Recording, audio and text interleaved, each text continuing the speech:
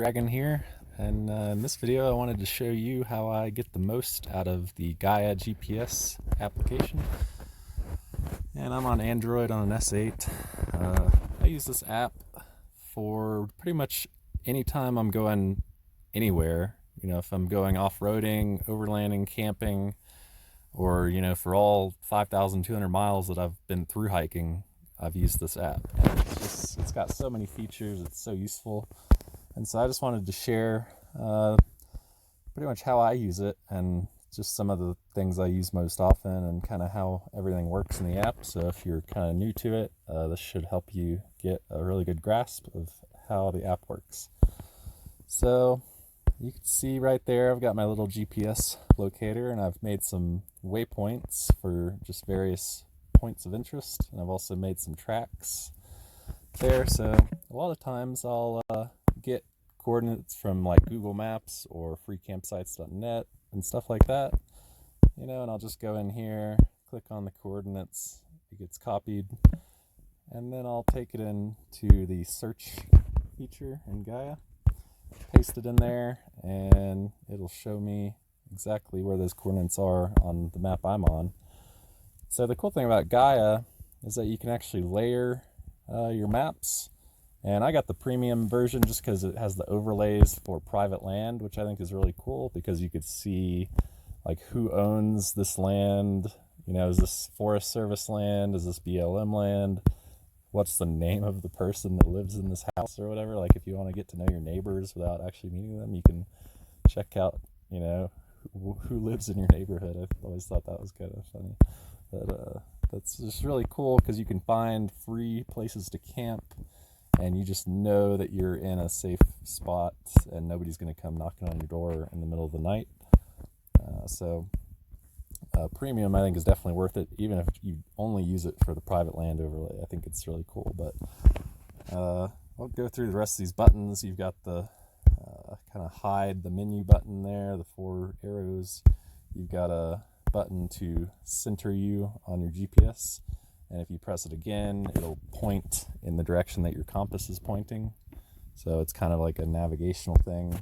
You can point it towards mountains and kind of figure out what the peaks are, what the names of the mountains are, and etc. So the plus button is really useful. You could start recording a track. You can add a waypoint and just make it, whatever you want. Name it something.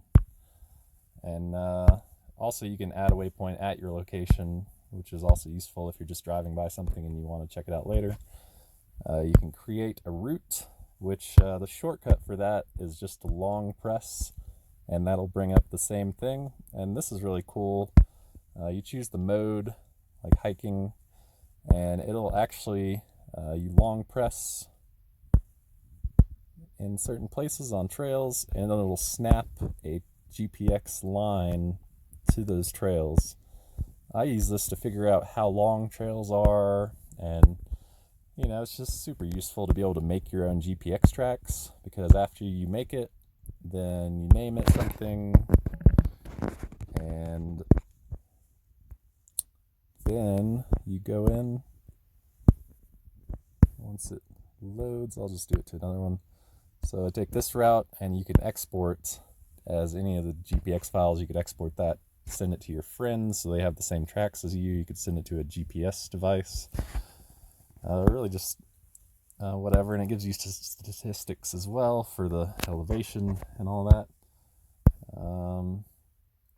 So also if you're recording a track, then you can go to Trip and it'll show you some statistics, but I usually use an app called GeoTracker for my GPX tracking. I did this for all the hiking I did, the whole Continental Divide Trail and the whole Te Araroa and the High Route of the Pyrénées and the GR5 and the John Muir Trail. I did it, recorded every day on all those trails, so I can go back and look at, what I did that day, and just kind of a look at the terrain map that you get with GeoTracker. And it's just really cool to be able to see where you were each day, and you can kind of remember certain points of the trip that were really cool. You might want to go back and revisit, and you can just find them there on your track. So I just love having tracks of all my through hikes, all my days. That's just a cool thing to have to remember your hike with. And it also shows you the statistics for that specific track on that specific day. So GeoTracker is the name of that app. It's really great. Back to Gaia. On the plus, one of the most useful for through hikers and off-roading, really far away from places, is the download map feature. So you basically choose an area that you want to download, and I usually put maximum on 15. That gives you a good amount of resolution and detail. And then you just pick whatever area you're going to be on. Like, let's say I was hiking this section of the Continental Divide Trail. You just drag it and then hit save, and it'll start downloading. You probably want to do it over Wi-Fi, and I'll just do that for now. And then it'll start downloading all the maps that you have selected on your layers. So I've got quite a lot. I use all these, I love the private land, like I said, wilderness area, then public land overlay is really useful. I like the shaded relief overlay. It's cool. I use USFS Classic a lot because it gives you I feel like the most defined map for like national forest exploration. It shows you creeks and points of interest and elevation and all that. Let me switch to airplane mode so it goes to my downloaded map. Yeah, it just gives you really good information on anytime you're in a national forest or a national park. That's a good one to use. And then outdoors is another good one. I use this a lot in Europe because it's an open source map that anyone can add to. It also has really good ski information, like ski run, ski lifts, and all that. So it's not super defined in this area, like compared to USFS. But it works really well in a lot of situations, so you might just want to look at the outdoors open source map whenever you're planning something. And national map is probably the most useful for like road trips and exploring towns and things. Looking at the national map, and I'm looking at Buena Vista, Colorado, so it gives you pretty good information on names of roads and things. Like, you probably want to use Google Maps for, actual town information. But also I'll show you outdoors, has some cool icons for beds, bathrooms, gas stations, stuff like that. And USFS Classic kind of shows you buildings and areas as well. So I just like to have all those maps downloaded so I can just kind of switch between them and get just the max amount of information on whatever area I'm looking at. Also, there's USDA aerial, which is the satellite imagery that I use most often. I've actually found that Google Maps will have a higher resolution satellite imagery, but it's not always available offline. So if I just take this to where I am, then it can be a lot easier and help you find good campsites and help you locate, like, if there's a house nearby, somebody living close to your campsite or something, you might want to go somewhere else. But yeah, I'll usually just look at the satellite, say like that looks like a good wide open space, and yeah, definitely want to camp there. I'll also look at all the other maps as well. So those are the ones I save most often. There's also some other useful ones like US Topo, which is USGS maps, United States Geological Survey. Other satellite ones, I've got cell coverage, snow depth, National Geographic trails, light pollution. National Park Service visitor actually gives you the same visitor map that you would get at the park, at the national park that you are looking at. So that can be useful for backpacking through national parks. And then you can turn off your waypoints down at the bottom of those layers. And there's also you hit the more layers button to get to all the different ones that you want to put on your, that you want to have access to. So when you add them, they'll show up on your main map list here, and then you just drag them in the order that you want them. I've used some of the Europe maps. I used the New Zealand map when I was hiking the Te Araroa, and it's a really good topographic map with a lot of information. Also, make sure you download the hut map for the Department of Conservation huts that are out there. They're like little bunk houses that they've got out in the wilderness in New Zealand. It's really awesome. You pay $60 for 6 months, and you can stay at as many huts as you want. It's a really cool feature that we do not have, unfortunately, here in the United States. Do not have a cool system of backcountry bunk houses with little fireplaces and kitchens and stuff. So that's all about the maps that I use. I don't really use Take Picture very much. Import file is good if you want to bring in a track or a GPX file or something. Like this one, it'll just import and then it'll show up in your saved area under tracks.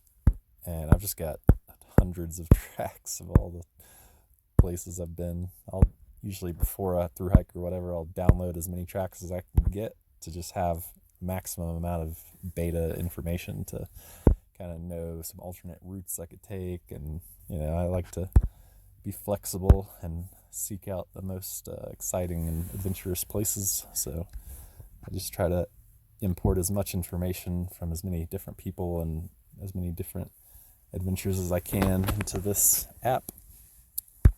So just running through all the save stuff, you've got it shows you just everything: waypoints, tracks, maps, everything. You've got just tracks, routes, which I don't really know what a route is compared to a track. Maybe it includes waypoint information. Areas, I have no idea what that is. Hikes, I don't know. Waypoints is super useful. We'll make waypoints for everything: campsites, water sources, cool roads, passes, peaks, places that I've been that you can't go, like gated roads and things like that. Places you can't camp, I put little skull and crossbones on them so I know not to go back there. And then you've got your downloaded maps. So for example, there's that one. It shows you all the different map layers that you have downloaded for that area. And then folders can be useful for kind of organizing and then sending things. Like if I wanted to send all my Colorado stuff to someone, Colorado, and then I would hit this and share link, and then I can send all the tracks and waypoints and all that to someone else, like somebody that's going overlanding with me, so we all have the same information. It's just really useful to have things in folders to keep it organized. And lastly, downloads shows you just what you're downloading currently and how far along you are. It gives you little progress bars. Really nice. Discover, I haven't really used that much. It goes along with the search feature, but I usually find myself searching for things on Google Maps and on just Google in general, like finding things on all trails and all the different websites that have good information. But yeah, you could just insert, coordinates or search for a place or a town or whatever, and sometimes it'll come up, sometimes it won't. Sometimes it's just random stuff that has nothing to do with what you're actually looking for. So I find it's better to just find the coordinates and then put them in there if you really want to find something on the map. And lastly, the settings. I'll see what's all in here. Synchronize, use cellular data, premium. That all looks good. Units. That's just pretty standard. Map controls. I like to have the compass, scale bar, zoom buttons, so I can one-handed zoom. The zoom label, which tells you what zoom level you're at. don't use map tilting, but will use map rotation sometimes, and you just hit the compass button to reorient your map to north. Layered maps, track width, that's all kind of just normal stuff.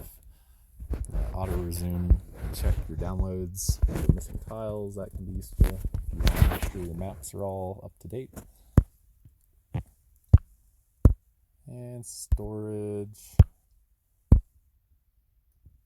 Yeah, that's all. I don't really mess with that stuff very much. So, yeah, I think that's pretty much everything that I know and all the ways that I use Gaia GPS. So hopefully that gives you a good overview of the app and all the awesome features it has, and it'll help you just feel more confident as you're driving or hiking through distant lands and you have no idea what to expect. You look at the map and it will give you just some invaluable information about, like, where am I gonna get my next water fill up from, where's a stream up ahead, where can I get off the trail, where are the trailheads, how far is it from where I am to where I need to be tonight, to the next campsite or the next research. Guys, it's an awesome app, and I feel like they really undercharge for all the features that they're providing, because this can just do anything you would ever want a map to do, and it's got all the maps you could ever want an app to have, and it doesn't weigh anything, so you're not carrying paper maps. It has all the features that paper maps have without having to carry paper maps, and it just adds all these layers of functionality of what you can do, and really it'll just help you explore more efficiently and more confidently and help you get out into nature. So awesome. Thanks for watching, guys, and make sure to hit the like and subscribe button for more awesome hiking and overlanding content, and I will see you next time.